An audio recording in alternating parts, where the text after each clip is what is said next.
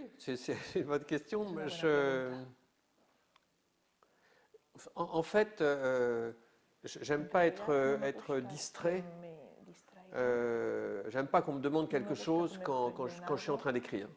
Quand je suis concentré sur ce que je suis en train d'écrire, si le téléphone sonne, si la porte s'ouvre et qu'on me dit ah tiens tu peux pas m'aider à, alors là c'est vraiment euh, je ne deviens pas un moine quand j'écris, mais j'aime bien qu'on me fiche la paix. Mais sinon le reste du temps on peut me déranger n'importe quand.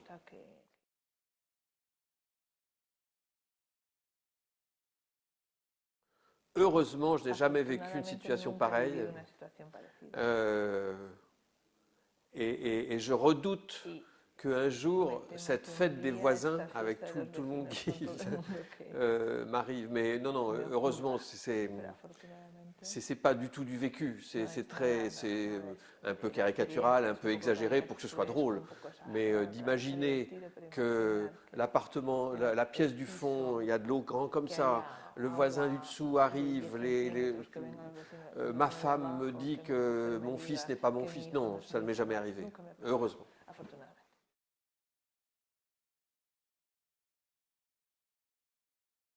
Oui, eh bien, c'était en Colombie. J'étais dans un taxi et j'ai entendu à la radio une musique absolument formidable, très originale, quelque chose d'inouï. Et je ne pouvais pas demander ce que c'était que cette musique, je ne pouvais pas avoir les références.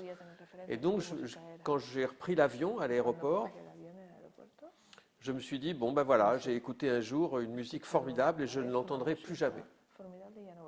Et à ce moment-là, juste avant de prendre l'avion, dans les haut-parleurs d'une boutique qui vendait des disques, j'ai entendu cette musique.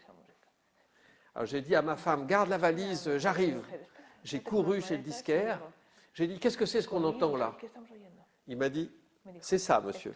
Et j'ai acheté, et pour moi, et j'ai mis cette musique dans un film d'ailleurs, et pour moi, c'était le disque le plus rare, parce que je pensais que je n'entendrais plus jamais de ma vie cette musique. Et elle est chez moi.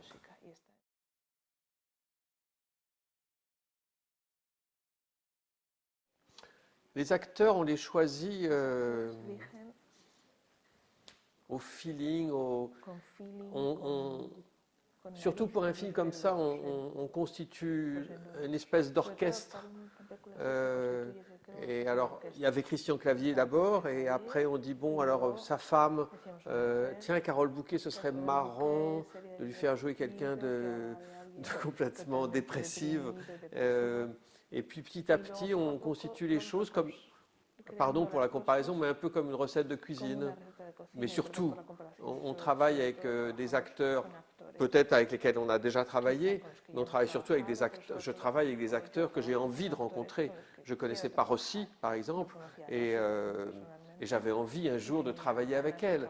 Et tous les autres acteurs du film, qui étaient nouveaux pour moi, il y a forcément un peu d'amour, quoi. Enfin, on choisit les gens parce qu'on les aime.